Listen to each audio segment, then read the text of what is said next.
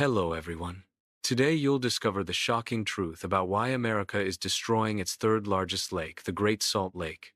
You'll see how relentless human activity, worsening droughts, and accelerating climate change are transforming this once massive water giant into a desert, and why this looming disaster could have devastating consequences not just for Utah, but for the entire nation.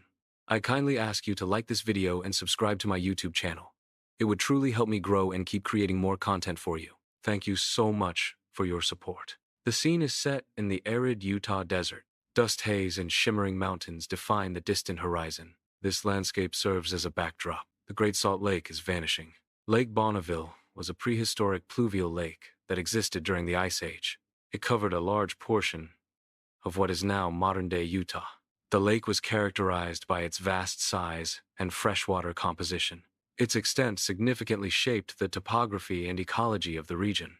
The lake's historical presence is visualized through animated maps, illustrating its former boundaries. Lake Bonneville underwent significant shrinkage over thousands of years. This reduction in size was primarily driven by increasing temperatures over millennia.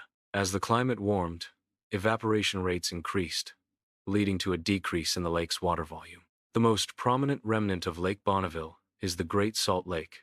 Other smaller lakes in the region also originated from the receding waters of Lake Bonneville. A closed basin is a geographic area where water flows inward, but has no outflow to other bodies of water like oceans or rivers. Water enters the basin through various sources, such as rainfall, streams, and groundwater. The only way for water to leave a closed basin is through evaporation. As water evaporates, it leaves behind dissolved minerals and salts. Over time, this process leads to a high concentration of salt and minerals in the basin's water body, as exemplified by the Great Salt Lake. The graph displays the historical water levels of the Great Salt Lake. The lake's water level peaked in 1987. After 1987, the water level began a steady decline. This decline indicates the beginning of the lake's collapse. The data visualization provides a clear overview of the lake's changing water levels over time. The map illustrates the three major rivers: Bear, Weber, and Jordan. These rivers serve as primary water sources for a specific lake. However, the water from these rivers is diverted for various purposes. Cities rely on this diverted water to meet the needs of their populations. Farms utilize the diverted water for irrigation and agricultural production. Industries also depend on the diverted water for their operational processes. Utah's population has more than doubled in recent decades. This population increase has led to a significant rise in water demand. Increased water demand has resulted in greater water diversion from the lake. The population growth is directly correlated with increased water usage and diversion. Alfalfa cultivation requires substantial irrigation due to its high water demand. Vast alfalfa fields necessitate significant freshwater resources for optimal growth. This high water consumption places a considerable strain on regional water supplies. Efficient irrigation techniques are crucial to mitigate water usage in alfalfa farming. Snowpack levels are decreasing due to climate change. Warmer winters are causing thinner snowpacks. Reduced snowpack impacts the refilling of lakes each spring. Historical data compared with current data illustrates this impact. The 2023 Brigham Young University report highlights critical lake water loss. The report estimates an annual water loss of 1.2 million acre-feet. This substantial loss poses a significant environmental challenge. The report projects potential lake disappearance by 2028 if current trends continue. Urgent action is needed to mitigate the factors contributing to this water loss. The report serves as a critical warning, prompting immediate conservation efforts. The graph illustrates the critical need to significantly increase water inflows into the lake. Current inflows are insufficient to maintain a stable water level. The graph indicates that inflows need to be doubled to achieve lake stabilization. Meeting this inflow target requires substantial water conservation efforts. Utah must reduce its total water usage to support increased lake inflows. The necessary reduction in Utah's water use is estimated to be between 30 and 50%. The winter of 2023 to 2024 experienced record-breaking snowfall in certain regions. This heavy snowfall led to a temporary increase in lake levels. The rise in water level might give a false impression of environmental recovery. It is important to note that this temporary rise does not signify a long-term recovery. Water levels are projected to continue declining into early 2025. Experts estimate a further reduction of approximately 25 centimeters annually. This projection is based on the continuation of the current decline rate. The visualization indicates a consistent downward trend in water levels. Continued monitoring is essential to validate and refine these projections. A pie chart visually represents the primary causes of the lake's water loss. The chart indicates that human water consumption accounts for the vast majority of the problem. Specifically, 90% of the lake's depletion is attributed to human activities. This includes usage for agriculture, industry, and domestic purposes. In contrast, climate change is responsible for only a small fraction of the loss. The pie chart shows that climate change contributes to just 10% of the lake's water reduction. Dry lake beds can expose toxic sediments to the environment. These sediments often contain heavy metals such as arsenic, mercury, and lead. When exposed, these sediments become vulnerable to wind erosion. Wind can carry the toxic particles into the air, posing a health risk. This airborne dispersal can contaminate surrounding areas and ecosystems. This simulation visualizes a dust storm originating from the dried lakebed of Salt Lake City. Strong winds are depicted carrying dust particles across the city and surrounding areas. The dust contains toxic elements from the exposed lakebed sediments. This airborne dust poses a significant threat to air quality in Salt Lake City. The simulation highlights the potential impact of dust storms on public health and environmental conditions.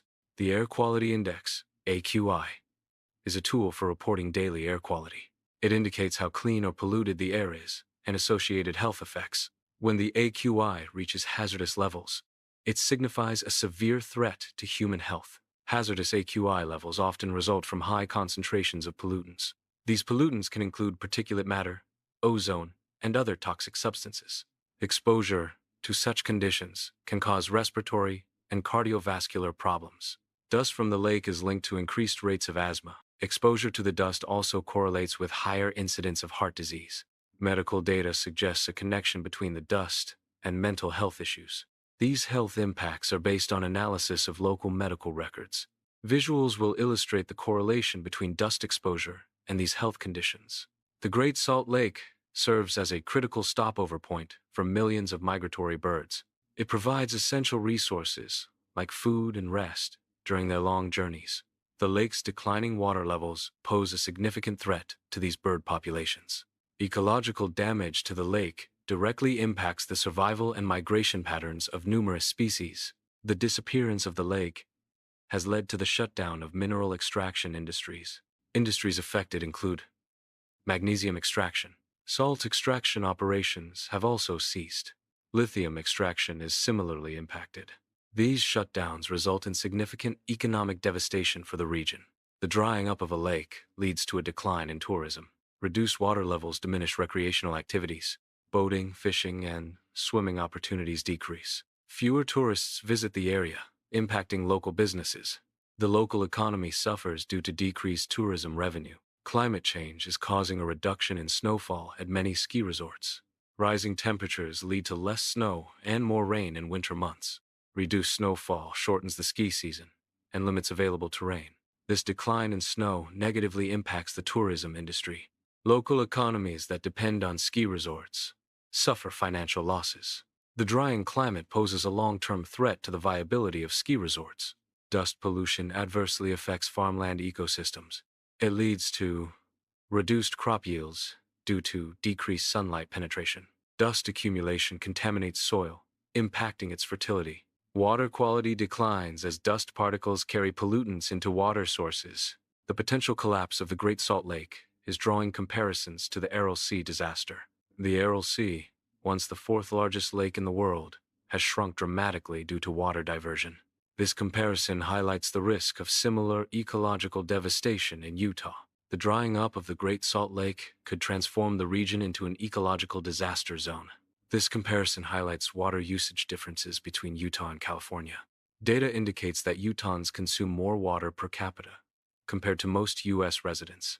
Conversely, Californians exhibit lower per capita water consumption rates.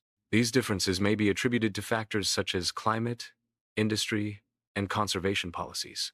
Understanding these disparities is crucial for effective water resource management and conservation efforts. Improved irrigation techniques focus on minimizing water waste. These methods contrast sharply with traditional, less efficient systems. Better irrigation includes technologies like drip irrigation and microsprinklers.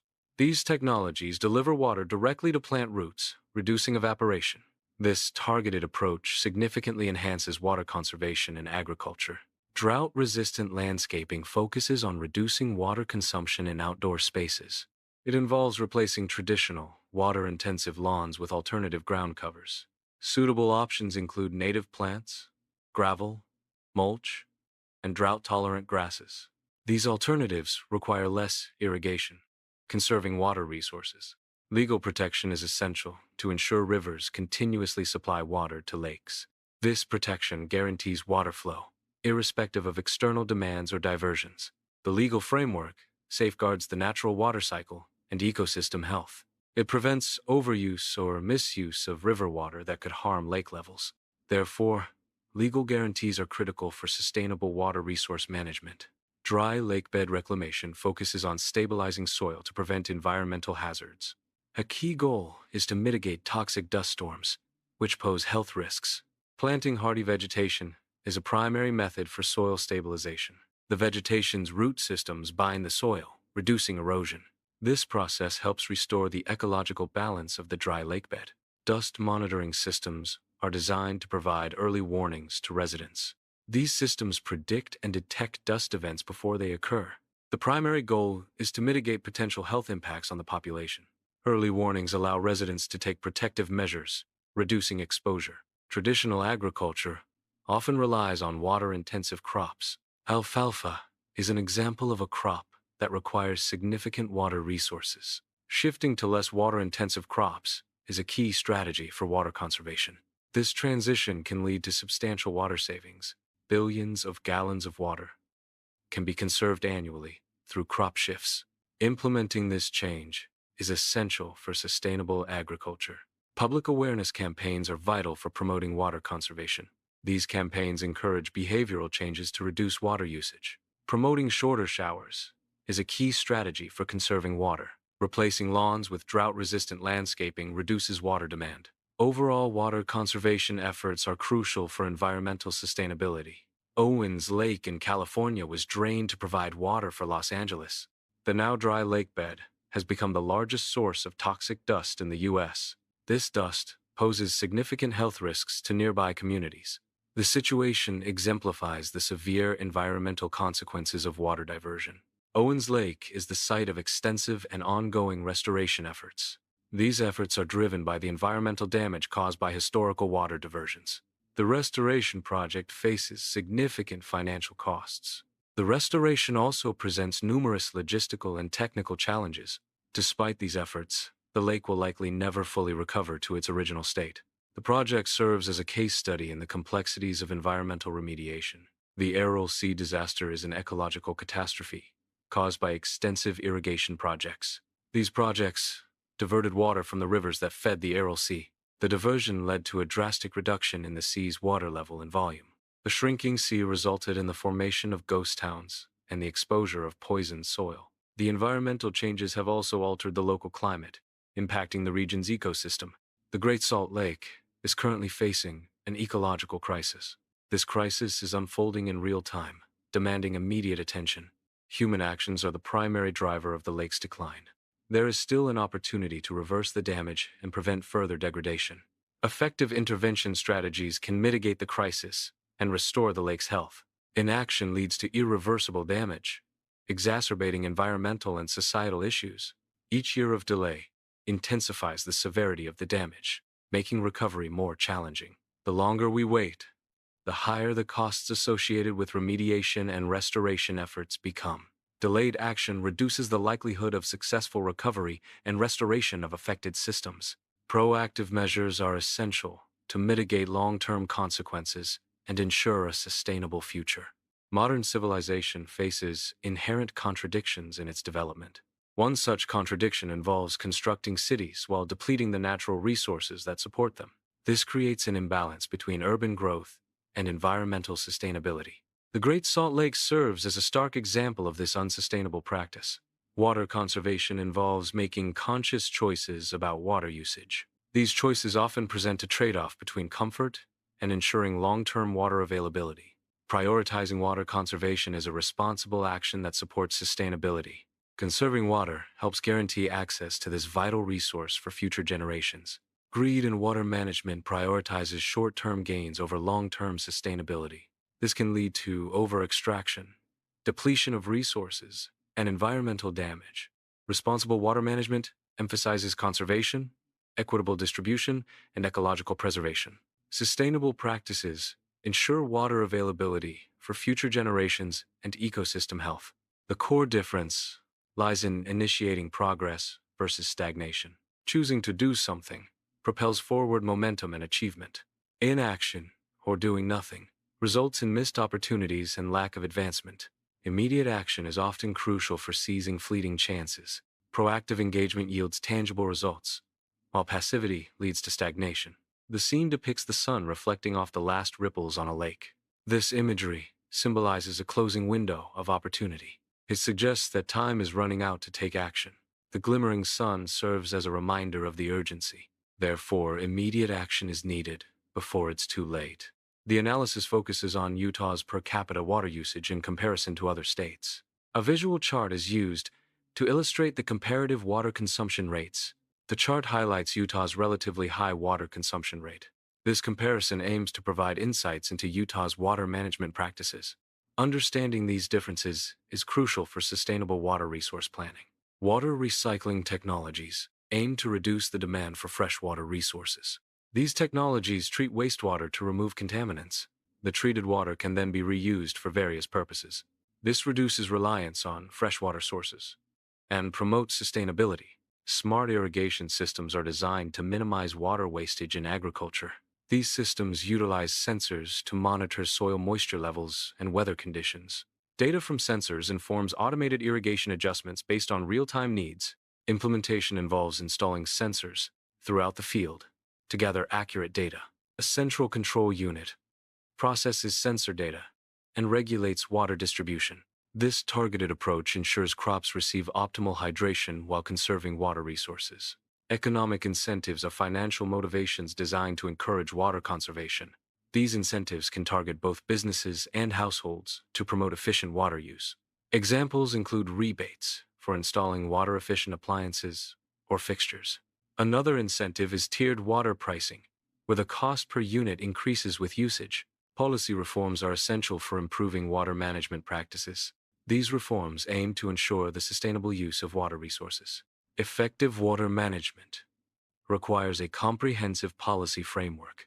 Reforms should address issues such as water allocation and pricing. Sustainable water use is a key goal of these policy adjustments. Community engagement programs play a crucial role in promoting water conservation. These programs aim to raise awareness about the importance of water as a limited resource. Successful initiatives often involve local residents in hands-on conservation activities. Educational workshops and public campaigns are key components of these programs. Effective programs demonstrate practical water-saving techniques for daily life. Long-term sustainability strategies involve comprehensive planning. These strategies aim to ensure the enduring health of the Great Salt Lake region. Visual representations can aid in understanding and implementing these strategies. Effective planning is crucial for the long-term ecological and economic stability of the region. It is crucial for individuals to acknowledge their role in the Great Salt Lake's preservation. Each person's actions, however small, collectively impact the lake's health and future. Taking responsibility involves adopting sustainable practices in daily life. Individual contributions are essential to the overall effort to save the Great Salt Lake. Thank you for watching. We'd love to hear your thoughts. Tell us in the comments what surprised you the most in this video, or what you found the most fascinating. If you enjoyed this video, be sure to leave a like and subscribe to the channel. Many more thrilling, shocking, and mind-blowing stories are coming soon.